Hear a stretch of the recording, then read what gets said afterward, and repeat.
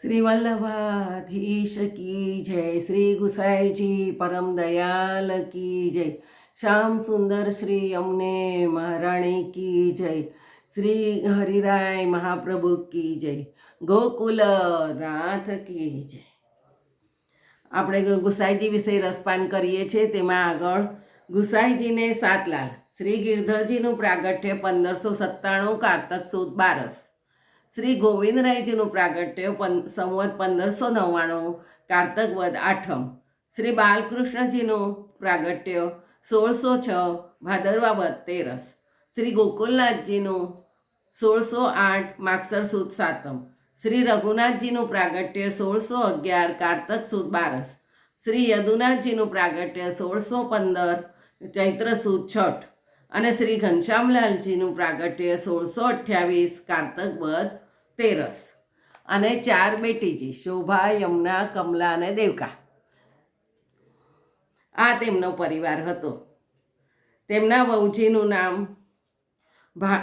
ગિરધરજીના વહુજીનું નામ ભામિનીજી, ગોવિંદરાયજીના વહુજીનું નામ રાણીજી અને બાળકૃષ્ણજીના વહુજીનું નામ કમલાવતીજી, ગોકુલનાથજીના વહુજીનું નામ પાર્વતીજી, શ્રી રઘુનાથજીના વહુજીનું નામ જાનકીજી અને શ્રી યદુનાથજીના વહુજીનું નામ મહારાણીજી અને શ્રી ઘનશ્યામલાલજીના વહુજીનું નામ કૃષ્ણાવતીજી. આ બધા સદધરામાં રહેતા હતા. શ્રી ગુસાઈજીના અમુક પ્રેરક પ્રસંગો છે કે શ્રીનાથજીની સેવાનો અધિકાર શ્રી ગોપીનાથજીના લાલ શ્રી પુરુષોત્તમજીનો છે અને શ્રી વિઠ્ઠલેશનો નથી એમ માની કૃષ્ણદાસ અધિકારીએ શ્રી વિઠ્ઠલેશજીને શ્રીનાથજીની સેવામાં જતા રોક્યા. ત્યારે કોઈએ વિરોધ ન કર્યો અને ચંદ્ર સરોવર પર જઈ અન્નનો ત્યાગ કરી 6 માસ સુધી શ્રીનાથજીના વિરહમાં બિરાજ્યા. તે દિવસો દરમિયાન તેમને શ્રીનાથજી બાવાને દર્શન આપવા વિનંતી કરતા સુંદર વ્યક્તિ સ્તોત્રો રચ્યા હતા. બિરબલને આ વાતની ખબર પડી ત્યારે તેણે કૃષ્ણદાસને કેદ કરાવ્યા. તે જાણીને શ્રી ગુસાઈજી કહ્યું કે મહાપ્રભુજીના સેવકને કેદ ન હોય, જ્યાં સુધી તે કેદમાંથી છૂટશે નહીં ત્યાં સુધી હું જલપાન નહીં કરું. આપે અપકારનો બદલો ઉપકારથી વાળ્યો. કૃષ્ણદાસને ફરીથી શ્રીનાથજીના મંદિરનો અધિકાર સોંપ્યો અને કેદખાનામાંથી છોડાવ્યા. ગુસાઈજી એવો પરમ દયાલ છે, એમણે કૃષ્ણદાસ ઉપર દયા કરી જ ને. એક વખત ગુસાઈજી ગોકુળથી ગિરિરાજ જતા હતા. રસ્તામાં એક મુસલમાન બાઈ બેભાન પડેલી હતી. એમણે ઘોડો રોક્યો અને સેવકને આજ્ઞા કરી જળ લાવીને તેને પાવો. જળ મળ્યું નહીં ત્યારે પોતાના માટે સોનાની જારીમાં પ્રસાદી જમનાજળ હતું તે પાવાનું કહ્યું. તો સેવકે કહ્યું કે જારી તો અપવિત્ર થશે અને કામમાં આવશે નહીં. જારી સોનાની હોવાથી કિંમતી છે અને જારી છોવાઈ જશે. જારી તો બીજી આવશે, સોનાની નહીં બને તો માટીની જારીથી કામ ચાલશે, પરંતુ તરસથી ગયેલા પ્રાણ પાછા નહીં આવે. આવા તે દયાળુ હતા.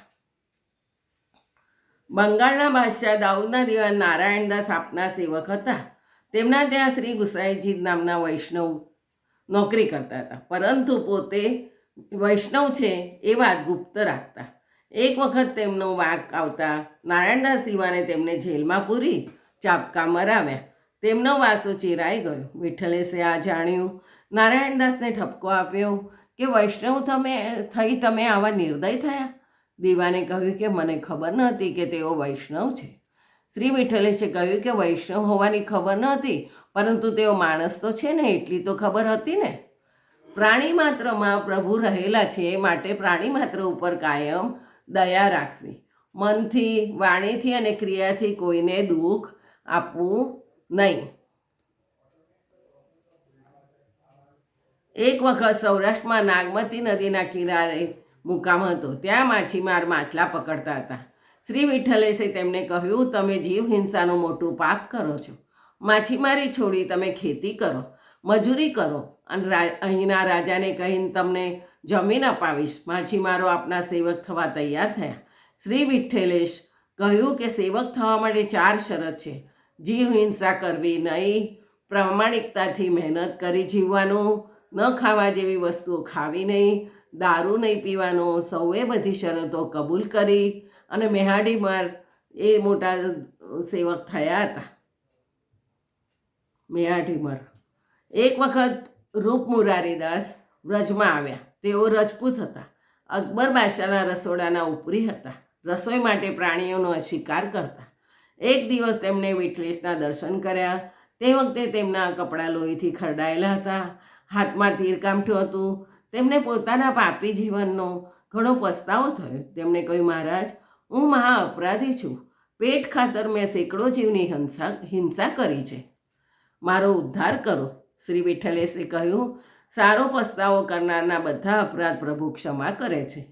સાચા દિલથી પ્રભુનું શરણ સ્વીકારો, પછી કદાપી જીવ હિંસા કરશો નહીં. શ્રી વિઠ્ઠલેશ તેમને સેવક કર્યા. એક વખત વિઠ્ઠલેશ ખંભાત પધાર્યા. ત્યાં આગેવાન વૈષ્ણવ સહજપાલ દોશીને પૂછ્યું, મહારાજ, વેપારમાં જૂઠું બોલવું પાપ ગણાય? વિઠ્ઠલેશે કહ્યું, હા, જૂઠથી મોટું પાપ બીજું કોઈ નથી. વૈષ્ણવે કદાપી જૂઠું ન બોલો, સાચું બોલીને જ વેપાર કરવો. એક વખત આપ દિલ્હી પધાર્યા હતા. ત્યાં રાત્રે આપના મુકામ ઉપર એક ચોર ચોરી કરવા આવ્યો. તેણે કિંમતી વસ્તુઓનું મોટું પોટલું બાંધ્યું, પણ તેનાથી તે ઉચકાયું નહીં. વિઠ્ઠલેશ જાગતા હતા. આપે જાતે જ ચોરને પોટલું ઉચકવામાં મદદ કરતાં કહ્યું કે ચોરી કરવી એ પાપ છે. ચોરે કહ્યું કે હું બીજો કોઈ ધંધો જાણતો નથી. કુટુંબ માટે મારે આ પાપ કરવું પડે છે. વિઠ્ઠલેશે કહ્યું કે ચોરી કરીને જૂઠું બોલીશ નહીં. ચોરે સાચું બોલવાની પ્રતિજ્ઞા લીધી. તે થોડા સમયમાં ઈમાનદારીથી રાજ્યનો દિવાન બન્યો. રાજાના ત્યાં ચોરી કરવા ગયો તો એ પછી દિવાન બન્યો છે રાજાનો.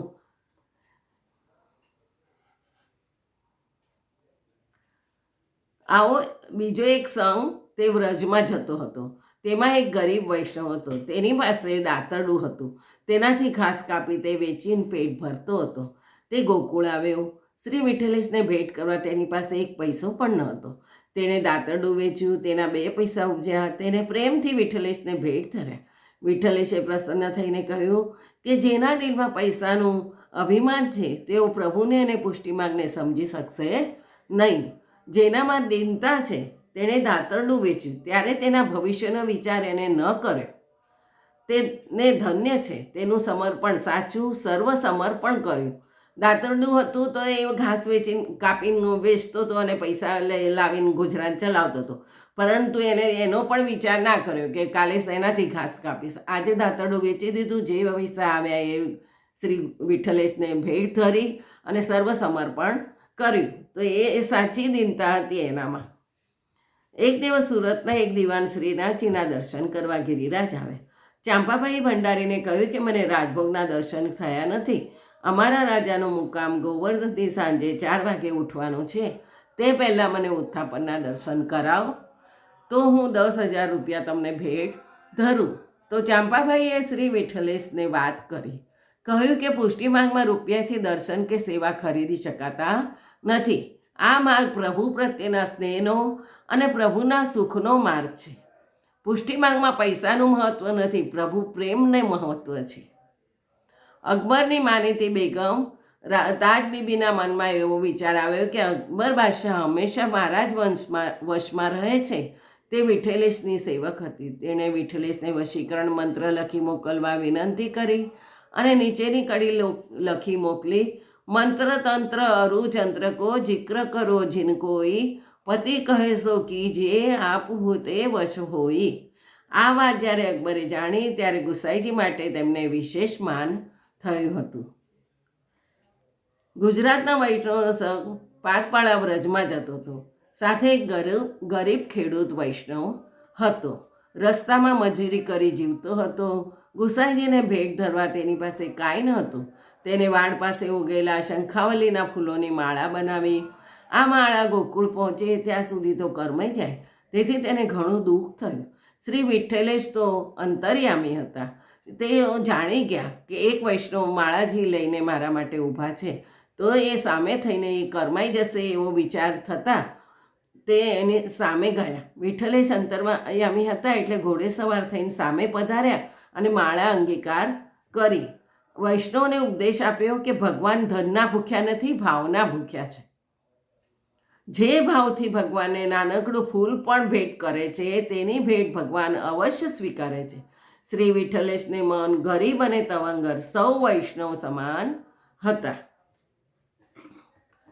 એક વખત અકબરે બિરબલને પ્રશ્ન કર્યો કે ઈશ્વર કેવી રીતે મળે? ત્યારે બિરબલ અકબરને વિઠ્ઠલેશ પાસે લઈ ગયા.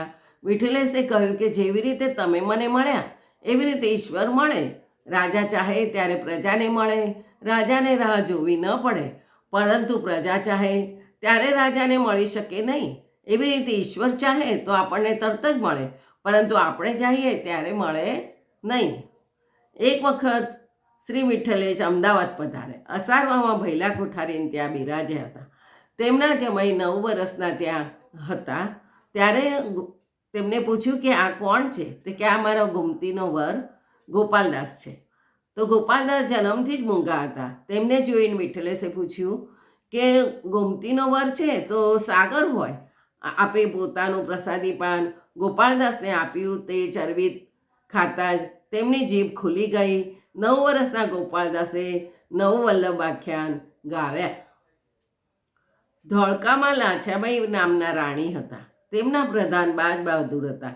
તેઓ વિઠ્ઠલેશના દર્શન કરવા અમદાવાદ આવ્યા. તેમણે કહ્યું, મહારાજ, ગુજરાતમાં ભારે દુષ્કાળ છે, પ્રજા ભૂખે મરે છે.